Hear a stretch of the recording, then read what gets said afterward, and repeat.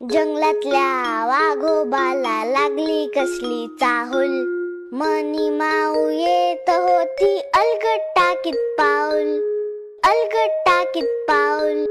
वाघोबा म्हणाला, कोण ग तू आलीस इथे कशी? माऊ म्हणाली, विसरलास के मी तर तुझीच मावशी, अरे मी तर तुझीच मावशी.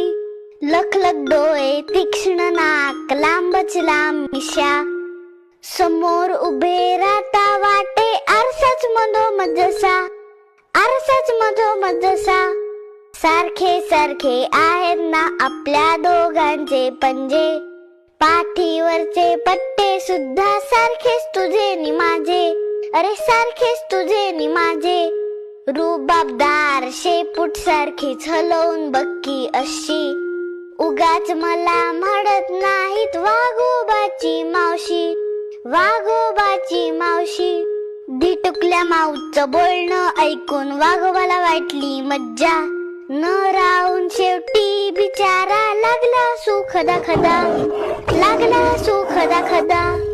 घाबरगुंडी उडाली क्षणात, ऐकताच ती तर काळी, इवरस म्याव करून धूम वाघाची मावशी पळाली, अहो वाघाची मावशी पळाली. चिवकाऊची गाणी ऐकूही शकता.